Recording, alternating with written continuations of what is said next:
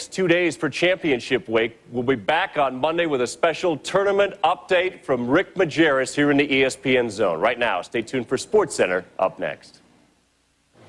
Troy Aikman is now a former Cowboy. SportsCenter with that and much more right now. This is SportsCenter. Troy Aikman is no longer a member of the Dallas Cowboys. We'll look at the end of an era in Big D. You know, championship week's not just about the small schools anymore. Player of the Year candidate Michael Bradley leaves Villanova against West Virginia, while Seton Hall and St. John's try to salvage disappointing seasons. We'll have the latest on Albert Belle, and it's not good if you like the Orioles. What's up? What's up?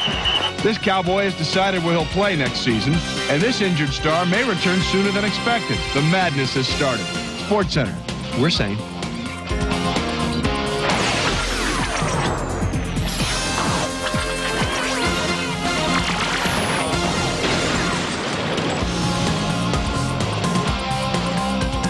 And thanks for joining us. The Hall of Fame career of Cowboys quarterback Troy Aikman is now done in Dallas. Late this afternoon, the Cowboys waived the man who led them to 3 Super Bowl titles in 4 years in the 90s. Aikman's days in Dallas done in by a couple of C's, concussions and the cap. Dallas felt that Troy just wasn't healthy enough anymore to be their starter. Owner Jerry Jones had to do something by Thursday. Otherwise, the Cowboys would have owed Aikman a monster $7 million roster bonus.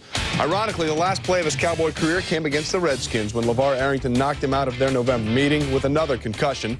Troy's had at least 10 in his 12-year career. And by being waived today, he's still a $10 million cap hit this season against the Cowboys' salary figures. Aikman was the first player Jones ever drafted with the #1 overall pick in 1989, making this decision even tougher today for Jerry Jones. But it does not look like the man who holds virtually every Cowboy passing record is ready to retire.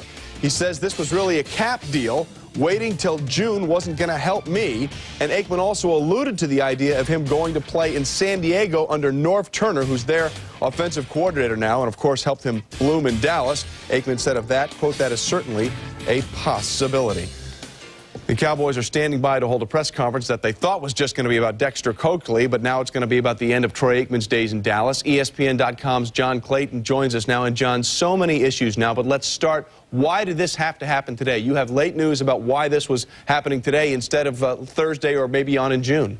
Well, what happened is both the Cowboys and Lee Steinberg thought this was supposed to be decided on Thursday, but the management council said, listen, you need it by Wednesday because it's 7 days into the free agency period, and apparently they determined today it's free agency period's time, and so with that in mind, they started negotiating and couldn't get anything done, and so when the deadline came, they had to cut them. Now they've got to start contacting players like Chad Henning, Eric Williams, several others who are going to have to be released because of the huge cap hit. So really what came down, they thought they had an extra day, and they didn't. All right, let's talk about Troy Aikman, the player, right now. He says he wants to play. Obviously, San Diego seems to be a natural fit with Norv Turner being out there. Is that the most likely scenario you see for him? I can see that probably being the most likely because one of the things that happened in San Diego was that Doug Flutie was out there, and of course Norv Turner is out there. And so now all of a sudden the Chargers have a choice. Do you go with Troy Aikman as a possibility, or do you go with Doug Flutie? Now, of course, you know, Aikman can still go ahead and maybe get out of football, but he wants to play. I think there's a decent chance he could end up in San Diego. Okay, so he may go to San Diego. Then that leaves us with the Cowboys. And let's be honest, they are a glory team. Quarterback is the glory position. This is like center field for the Yankees. And right now, what's staring the Dallas Cowboys at the quarterback position, Anthony Wright, Tony Banks, Trent Dilfer. This is not exactly what Dallas fans are used to. No, and I think what's going to happen, too, with all the cap hits, this is not going to be a Cowboy team that the fans are used to, too, because, again, they're not going to have a lot of room to do a lot of things. It's going to be a rebuilding process. That's why a lot of the big names are going to be out of there. And so what they probably will do is go for a Tony Banks, maybe draft a quarterback, but the rebuilding process, because of this decision today, is starting in Dallas. Yeah, it's sort of exactly what the Niners have gone through the last couple of years. They danced forever with that line about the salary cap, and now it's finally coming back to haunt them. Let's talk about about the salary cap for a minute, John. You see Thurman Thomas play a year in Miami. You see Steve Young have to retire. You see Jerry Rice possibly going to Oakland next year and not retire as a Raider. And now it looks like Troy Aikman's final playing days won't be in Dallas. Is there a scenario that the NFL is working on where these legendary figures who have meant so much to one city and one team can stay with that team throughout the entire career and not have to worry about the salary cap hits? Well, you know, they're talking about a 2-year extension, and in that 2-year extension, both sides are talking about a plan that was actually created by Bob Kraft. Or what you do is you have a pool of money available for veterans who have been with the team a long time, and you kind of add incentives to that don't come directly out of the cap. So they're talking about it. I don't know if they're going to be able to work it out, but it certainly would be great so that the Rices, the Aikmans, and all those guys can retire with their own teams. All right, if you look at Troy Aikman strictly by the numbers, he'll never have the numbers that a Dan Marino will put up or a Steve Young will put up, because it was a run-first offense when he was in his glory days with that great Cowboy offense of the late to mid-early 90s. But put him in perspective. He has the rings. Is there any doubt in your mind that this man's going to the Hall of Fame when his playing days are over? No, I think he's going to go, mainly because you talk about the rings, and you also talk about what scouts and other teams say about him. Certainly one of the most accurate quarterbacks in an era, and a guy that took a franchise from down at the bottom and brought it to the top and made it one of the model franchises as far as offense. And so I know that maybe the numbers may not be there, but I think the votes will be there to get him in the Hall of Fame. All right, John, obviously an interesting day and a real turning of the tide in Dallas, something that's been coming for the last couple of years. We will talk with you a little later on in the show. Okay, Trey. And keep in mind, later on SportsCenter, we will have more on Troy Aikman's career, where he stands, where he's going. But for now, just a quick glimpse at the man who John Madden once called the most accurate passer he's ever seen in the NFL. The man who headed up the triplets in Dallas, Emmett, Michael, and Troy, the building blocks behind the first team ever to put together 3 Super Bowl crowns in 4 years.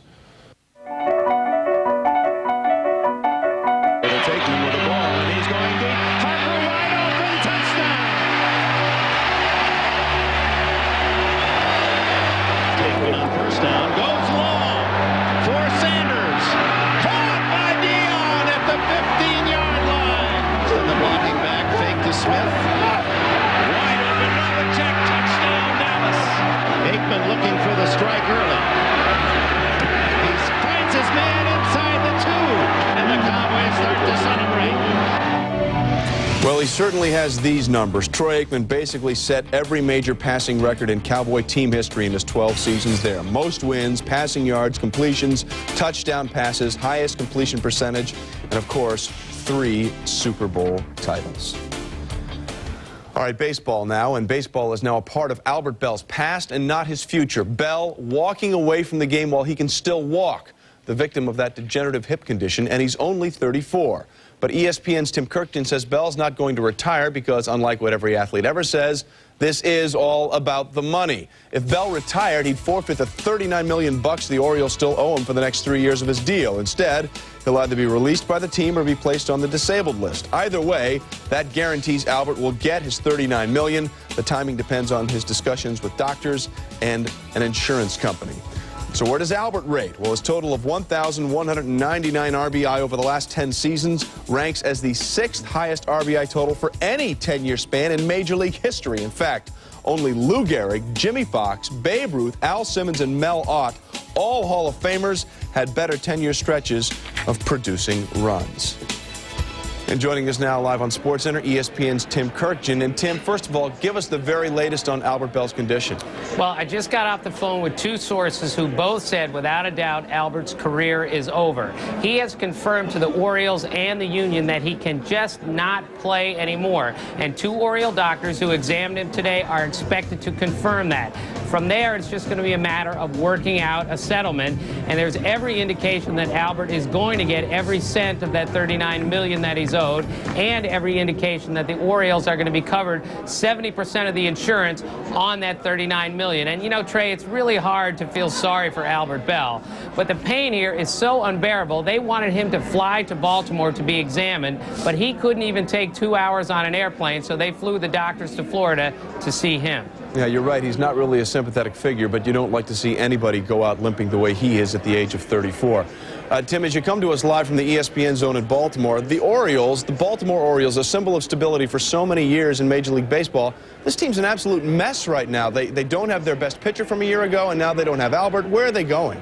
Well, they're not going very far this year. They could even come in last place. Who knows? But the loss of Albert is not a terrible loss because this allows Delino DeShields, who was basically their best player last year, to play every day. It allows Chris Richard, who played extremely well after he came over from St. Louis last year, it gives him a chance to play. This is not the Albert of 5 years ago who was hitting 50 homers and driving in 150 runs. This is an Albert who's not the same offensive player, and this spring he couldn't even run. And if you can't run, you can't play. He still had over 20 homers and 100 RBI last season. Tim, we saw the list of all the players, the only players that have had better 10-year spans than Albert. They're all in the Hall of Fame.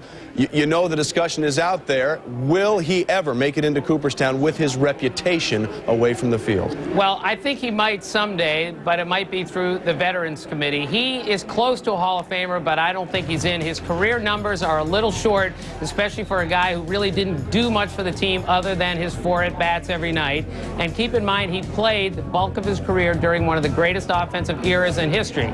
But having said that, he was one of the most devastating hitters in baseball for 10 years. 1994-95, he slugged 700. Since World War II, only 2 players have slugged 700 in back-to-back years together, Albert Belle and Mark McGwire. And 50 homers and 50 doubles in 1995, the only player to ever do that. All right, Tim, thanks very much. We appreciate it. Thank you, Trey. Staying with baseball, upon further review, Kenny Williams was correct. The new White Sox GM was adamant in his belief that the Blue Jays weren't owed any further compensation because of Mike Sorotka's shoulder problems.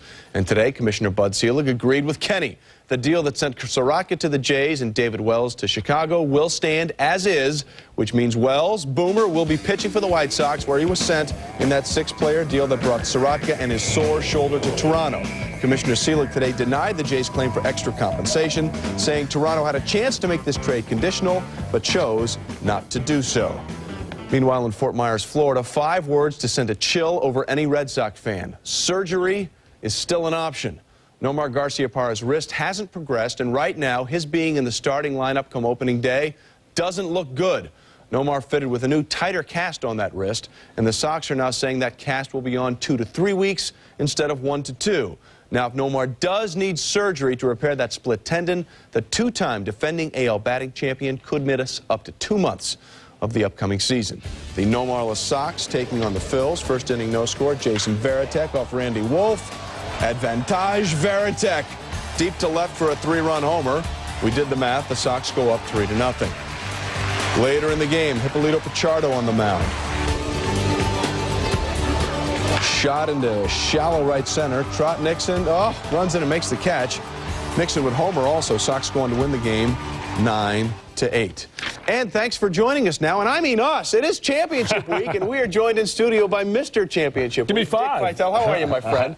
Good to see you. And we start off with the AT&T Big East Tournament. 2 teams on the fence looking for that NCAA invite, West Virginia and Villanova. Well, you know, Villanova certainly needed a win today. I think they need another win, and that win is against Boston College, who beat them twice, for them to get a bid. Well, let's see if it happened. We'll start with Villanova and West Virginia. Keep in mind, the Mountaineers have lost their last 3 Big East Tournament games. First half, Gary Buchanan drains the baseline 3 for Nova. Wildcats up by 9. West Virginia possession, not for long. Derek Snowden stealing to Buchanan. He had the first 10 points, or 10 points in the first. Nova up by 10 at the break. Second half, West Virginia down 7. Calvin Bowman loses the ball and gets it back. Bowman with 12. And then here come the Mountaineers one more time. Lionel Armstead, float me home. Part of the 27-12 West Virginia run. They'd pull within 3, but then Dickie V, Michael Bradley time. Yes, sir. Michael Bradley took over. Buchanan on the inside, and he's going to find Mr. Bradley, baby. And he knows how to finalize. There he is, taking it to the goal. Gets fouled, and we'll get the 3-point play the old-fashioned way. And then we watch as we see Mr. Bradley now coming up with an offensive rebound. Here he is right now, attacking the glass. Michael Bradley, aggressive on the glass. I'll tell you, he was sensational with 19 and 9. Now we're going to take a look at Mr. Bradley with a great pass to the inside. It ends up with Sales with the jam. And Villanova marching on, Mr. Wingo. As predicted, Dickie V one more time. Reggie Bryant, nice pass to Bradley underneath, who throws it in reverse. And Nova, as you say, goes on to win 82-71. Villanova almost blows an 18-point lead, but they hang on for a victory that could go a long way into getting them in the NCAAs. Mountaineers have now lost their opening game in the last 4 Big East tournaments and appear NIT bound. What about the second game this afternoon? Seton Hall at St. John's. Omar Cook and the Johnnies squeezing into the Big East tourney. Samuel D'Alembert, block, and then Dickie V, we got more blocks. I'll tell you, Samuel D'Alembert was unbelievable. Mr. Glover didn't want to see him on the floor. He had 7 rejections. He says, don't bring it in here, baby. On the offensive end, Marcus Toney can't hit, and then Eddie Griffin clean up on aisle 5 for the slam. Red Storm down 8 in the final seconds of the first half, and Glover, this time open, gets the 3, beats the buzzer. He had 24. The Johnnies, though, down 5 at the break. Second half Storm on the break. Sharif Fordham. The layup, Eddie Griffin says, not today.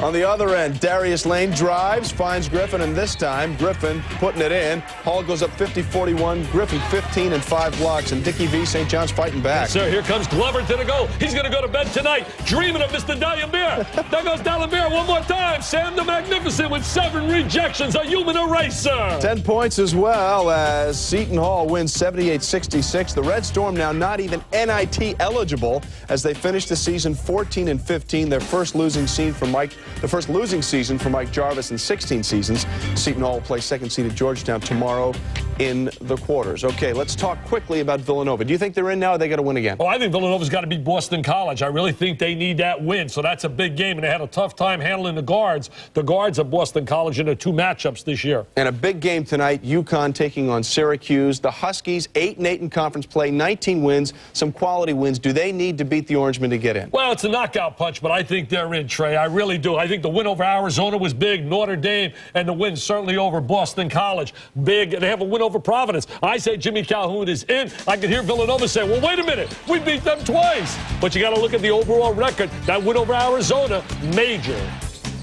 It certainly was. All right, Dickie V, thank you very much. Enjoy your championship week. We enjoyed the visit. I mean, I get no more time. I mean, Kenny Maine's going to get all my time. I got to get T.O., baby. We have to budget the show the way it is. Dickie V, thanks very much. Thanks Kenny, much, Ray. Let's send it over to you, and we'll give Digger Phelps credit for this, right? We do, right. Digger Phelps does get credit for this, and in a departure from the norm, he didn't ask for the credit. He brought this up last night. That Sue Bird end-to-end basket in Connecticut's last-second Big East title win over Notre Dame was similar looking to what Danny Ainge had pulled off for BYU against the Irish many years ago. Take a look. Other than the fact that one of the players is a male and the other is a female, there's a sameness. Or maybe it's just that Notre Dame was involved in both losses. What is Digger talking about? Who is he to try to run our show? Isn't he barking out enough direction on that college basketball telethon for him to be trying to impose his will on us? Ainge and Bird look nothing alike. Digger is nuts. You know when your gum loses its taste and you reach into your mouth and toss the gum because the energy being used to extract any more taste from it is giving you a sore jaw? Reggie Miller experienced that last night, or he was mad at referee Ed Rush, or both. The New York Times, which prints only news that is fit, reports today that a courtside observer witnessed Miller throwing a wad of gum onto the court from his seat on the bench last night in Indiana's loss to New York. And the gum, the witness said, nailed Rush right in the back of the head. And the National Sportsmanship Day organizers wept. And Trey, until that point in the game, Miller was 5 for 17 from the floor. Thanks for getting us through a real sticky situation. Yes. And Digger is nuts. But you already said that. All right, stay with us. This show's kind of nuts. Still coming, Mike Piazza and the Mets getting set. We'll have spring highlights of the latest endeavors for Mr. Piazza and more on Troy Aikman, the man who was the glue of that Cowboys offense. A look back at his Dallas career. Fast Break is brought to you by Bud Light. With a great taste that won't fill you up and never let you down, make it a Bud Light. Spring baseball for you from the Cactus League. Spritz squad. Brewers over the Cubs 11-2. Jeff Jenkins, who looks a lot like Brett Favre, hit his second home run of the spring. Padres over the D-Macs. That's in the top of the 7th, 8-4. Ed Sprague has homered off Greg Swindell. Actual video now, Rangers and D-Rays. Rick Elling pitching to John Flaherty. And Flaherty. A little grounded to Randy Velarde. Flip me. Throws to first for the out. Nice rebound. And he gets some congratulatory hugs. Travis Phelps to A-Rod. A-Rod hits one into the gap in right center. And we can confirm that is a stand-up double for A-Rod. Told ya. Bottom of the 10th, tied at 1. Spike Lundberg to Russ Johnson. Johnson with a single that scores the winning run, and the D-Rays going to win 2-1. A-Rod 5 for 8 this spring. Expos and Mets, you ask? Expos and Mets, you receive. Okay, sir, it's only spring ball. Top of the first, Julio Santana, Fernando Tatis go away. Tatis 0 for 2. Bottom of the third, Fonzie, Edgardo Alfonso, Javier Vasquez, and these knobs go to 11. Deep to right, Fonzie 2 for 3, 2 runs scored. 3-0, let's go Mets go. Top of the fifth, John Franco, the ageless wonder on the mound. Peter Bergeron, it's a much better hockey name. Mets win it 9-0. Stay with us on SportsCenter. Still to come is Alonzo Mourning coming back for the playoffs in Miami. We'll have the latest on that for you. And Troy Aikman, not the only quarterback in the news. Drew Bledsoe, a very happy Patriot. We'll explain. SportsCenter's Top Plays is brought to you by Volkswagen. On the road of life, there are passengers and there are drivers. Atlantic 10 quarterfinals in conference tournament play. LaSalle over Fordham 86-67. And right now in the first half, about 5 minutes to play, Dayton leading the Roadies of Rhode Island 28-18. Meanwhile, the Conference USA actual pictures. DePaul in South Florida. First half DePaul by 11. Bobby Simmons 3. Part of the 20-4 run by the Blue Demons. They led by 6 at the break. But here come the Bulls. B.B. Walden, you're looking at 2 of his 22. South Florida takes a 1-point lead. Later, Jimmy Baxter. He's a freshman, but he's precocious. A 3, part of a 14-2 run for South Florida. They go up by 10. And then Altron Jackson. Altron all the time. He had 20 all in the second half. South Florida goes on to win 63-59.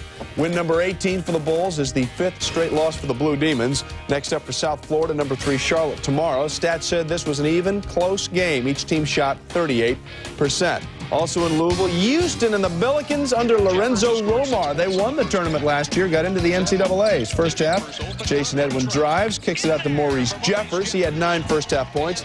Billikens by 5 at the break. Second half, here come the Bills. Josh Fisher to Edwin, who knocks down another 3. He had 14. Bills by 12.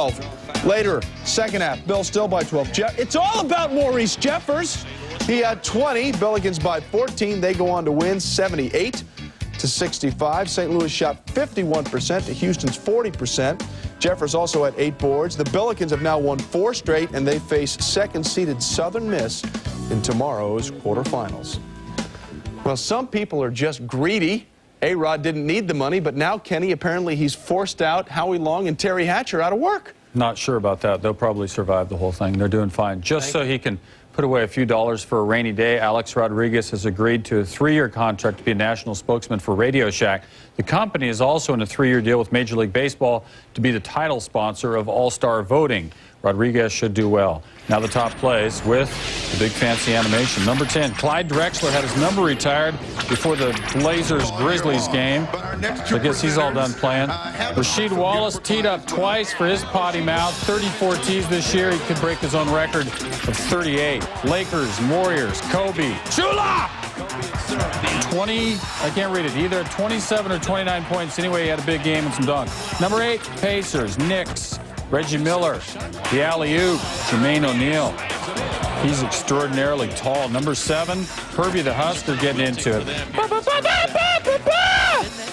Number 6, Spurs and Sonics, Derek Anderson.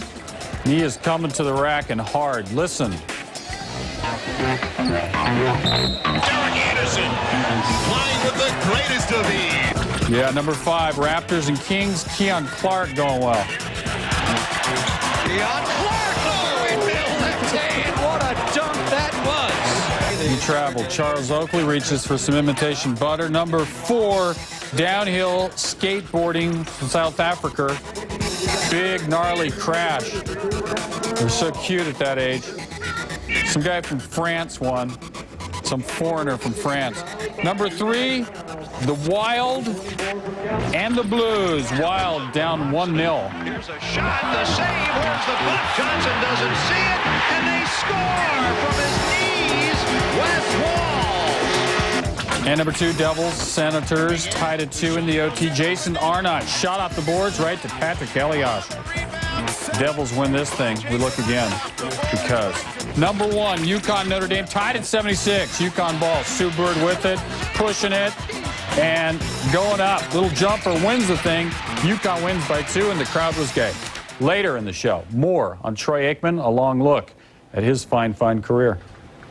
All right, Kenny, thanks very much. And we should point out we are standing by for a press conference in Dallas to make the announcement official. As soon as we hear about it, we will take you there live on SportsCenter. Meanwhile, Chris McKendry joins us for more on the end of really an era for the Dallas Cowboys. Yeah, he saved America's team, and now he's moving on. Jerry Jones has cut the first pick he ever made as the owner of the NFL team.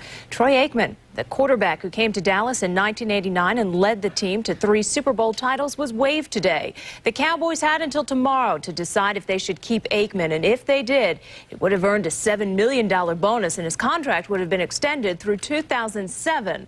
So many emotional moments for the team, but not this one. It seems it was all business. Aikman will still count $10 million against the Cowboys cap this coming season. The team would not commit to a quarterback who has suffered at least 10 concussions, including 2 last year, the final one courtesy the Redskins. Last season was terrible for Aikman, his worst since his rookie year, but he'll be remembered as the leader of the triplets who won an unprecedented 3 Super Bowls in 4 years, including back-to-back titles. Well, earlier tonight, Aikman spoke with ESPN's Ed Werder, and he explained this was a mutual decision. He'd like to play somewhere. Whether that's able to work out or not, I don't know. There's nothing definitive. Aikman added that this is really a cap deal, and when asked about playing in San Diego with friend Norv Turner, Aikman said, quote, "That's a possibility." Well, John Clayton rejoins us. John, the waiver wire now includes Troy Aikman. What is next? What are the possibilities for him? Well, really, I think San Diego is probably the most likely possibility because of Norv Turner and the fact when Doug Flutie was there, they did not offer him a contract, and now they have a decision. Do they go Doug Flutie or they go Troy Aikman? And maybe if it falls apart in San Diego for Troy, I think there might be interest in Miami. I don't think he's going to have trouble getting a job. He does want to play.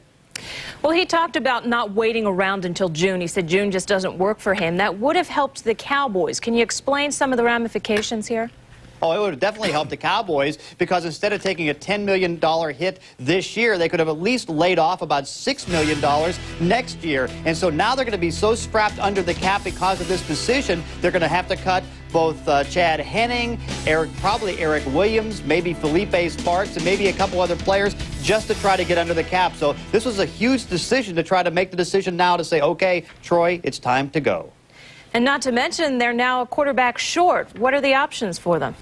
Well, they still have some. I don't know if you want to call them great or not, but Tony Banks was in on the other day, and I think he is a possibility. They can bring in Trent Dilfer. Maybe they can still talk Troy Aikman into coming back, and then certainly they have the draft to go ahead and try to look for somebody. I think Tony Banks right now is the most logical choice because he can throw deep in that offense.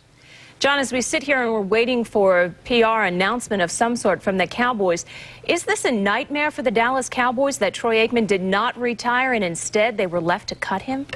Well, I think what you can look at it as, this is the time that I think that everybody in Dallas feared the most, that they had to try to retool. You knew it was coming. I was hearing rumblings in December of last year that they were really thinking, okay, maybe it's time to clear everything out. I think in the long run, it's wise to do it now because with Emmett still able to run the ball very well, they can develop a young quarterback and still have a running game. So it's going to be hurtful for about a year or two, but I think in the long run, it could help.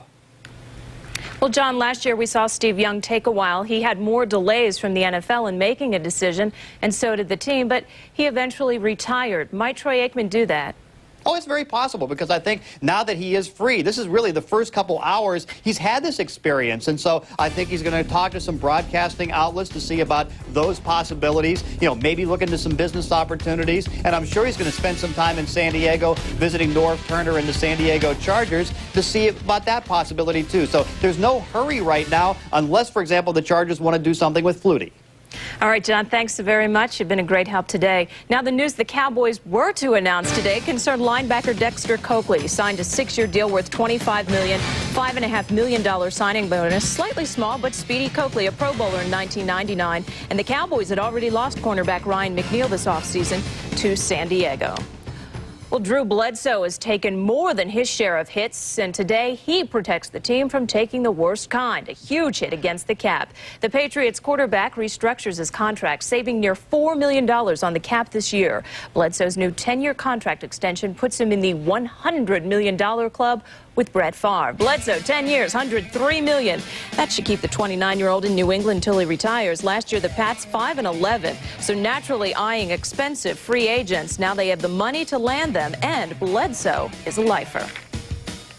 I had confidence that it would be done, you know, and for two reasons, because I wanted to be here, and I felt like the organization wanted me to be here, and so with the motivation there on both sides, I felt like you know, at some point this would get done. You know, I didn't have a specific idea of that time frame, but I firmly believe that this would happen at some point. Bledsoe going with the Jason Sehorn look there with his hair, but Bledsoe's stats not getting better with age. In 1997, he posted career highs in completion percentage, TD passes. The Pats went to the Super Bowl. 3 years since, he's thrown only 8 more touchdowns than picks. His starting record, 21-25. One of the big reasons, look at the bottom line. He's getting sacked more than 45 times per season. I'm sure he has an idea what to do with that $4 million. Well, early this afternoon, ESPN, the magazine's Tim Kirkjian reported that Albert Belle was done with baseball. The slugger will not play again, victim at just 34 years old of a degenerative hip. Don't expect a retirement announcement, however. Belle's guaranteed $13 million in each of the next 3 seasons. If he were to retire, the Orioles would not have to pay him. If he's released or on the DL, he will get paid. The insurance company will consult now with the team as well as the doctors. The right hip injury first occurred last summer. He hit just 23 home runs last year, ending a streak of 8 straight seasons with at least 30. Belle arrived to camp last month with a severe limp, and he hasn't played in a single spring training game.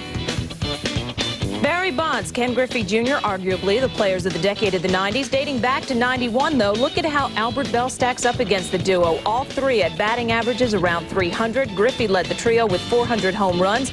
Belle's 1,199 RBI led the majors. Bonds, Griffey, MVPs at one point. Belle never picked up the hardware.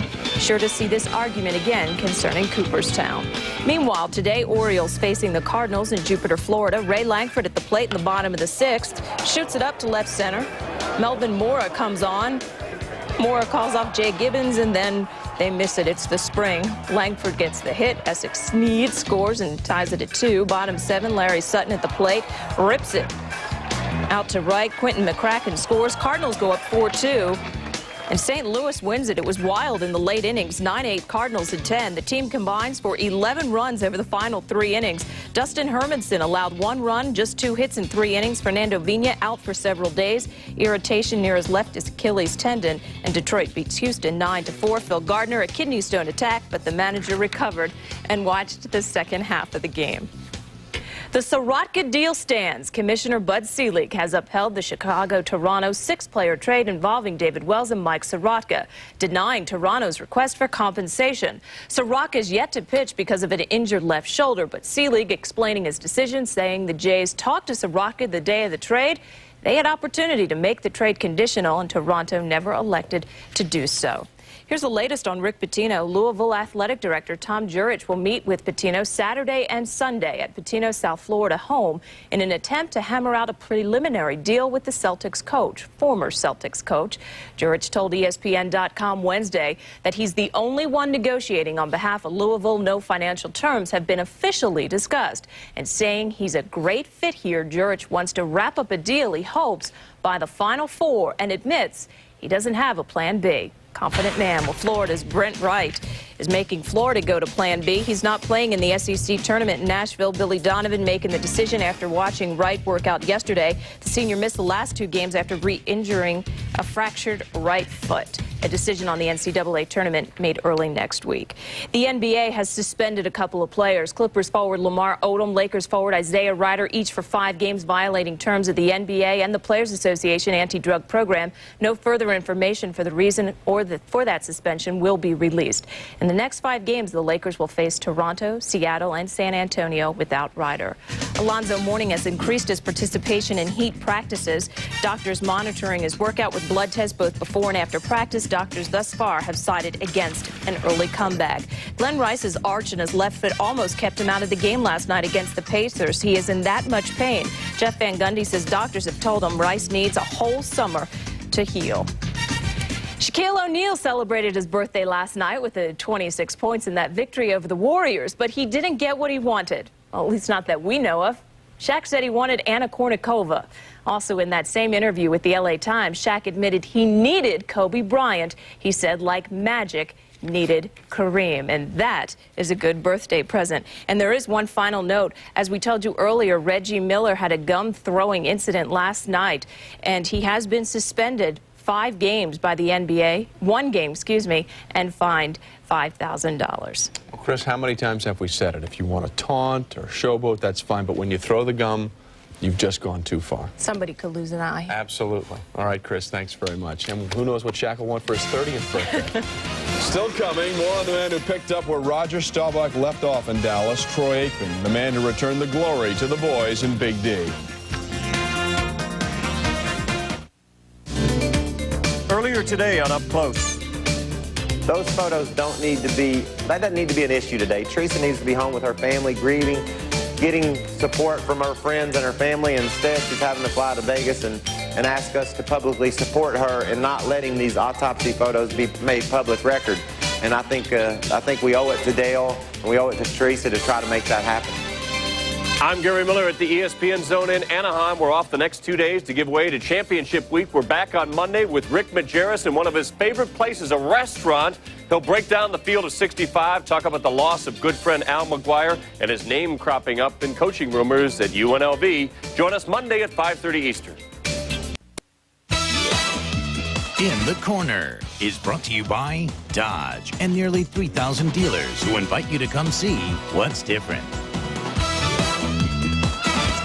1 point out of the division lead and only 5 points out of first overall in the East. Flyers with good news. John LeClaire resuming to practice with the team. LeClaire's played in only 8 games this season because of a bad back. John also had been fighting a low-grade staph infection. And we go from staph infections to Grapefruit League Baseball. Marlins over the Dodgers 4-2. Mark Kotze 3-for-3 with an RBI. Marlins pound the Royals 6-1. Cliff Floyd 2-for-2 in a homer. Royals over the Braves, 5-4. Raul Ibanez smacked the game-winning grand slam in the bottom of the 9th. And the Reds over the Pirates, 11-8. Reds rallied for 7 runs in the final 2 innings. Stay with us. Still coming on SportsCenter. NBA marquee matchup. Oh, Vince and Kobe. What do the numbers say about these two? And more on Troy Aikman. Where will he go? What is his place in Dallas Cowboy history? Hey, you fellas seen my sister Murgatroyd? She was standing over here just a minute ago. Yeah, I think I saw her over there with Randy. Who's rocking the mic, you know?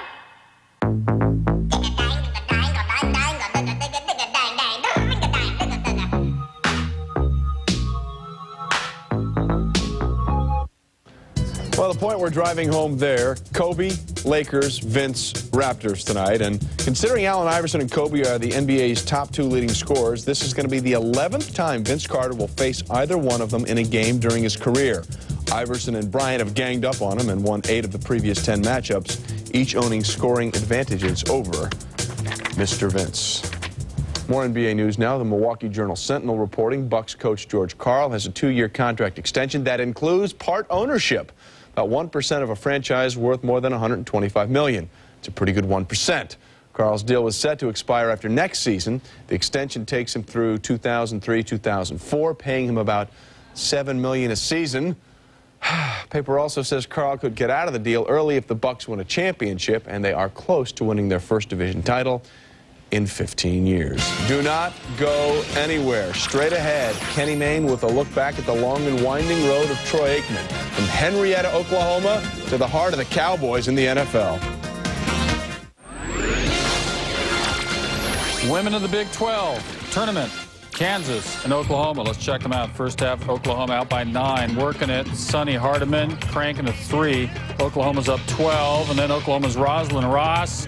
Plasma coming down. Oklahoma up 11. Later in the first, Ross again. Chula! 40-26 at the break. You don't see much of Kansas in the highlight because Oklahoma won the game 80-61. There's more for Hardiman. 17 for Ross in the game. Oklahoma, your winners. You see lower third. As you heard, the Cowboys waived Troy Aikman today to avoid having to fork over a $7 million bonus that would have been triggered by his presence on the roster tomorrow. And it didn't help the team on the salary cap ledger either, this move. The Cowboys will take a $10 million hit there. What the quarterback will do next is debatable. What he did for the Cowboys is not.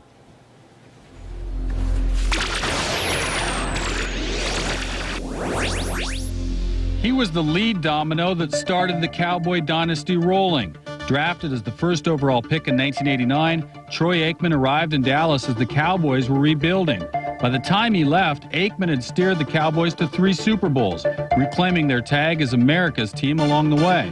Aikman experienced growing pains early, failing to win a start as a rookie in 1989. 3 years later, joining forces with Emmitt Smith and Michael Irvin, Aikman and the Cowboys completed one of the fastest rebuilding jobs in NFL history, pummeling the Bills 52-17 in Super Bowl 27. Aikman's accurate passing spearheaded the Cowboys to another Super Bowl triumph the following season. But slowly, Aikman's relationship with head coach Jimmy Johnson began to sour. Despite a 3rd Super Bowl under Barry Switzer, the downward spiral of Aikman's career had begun.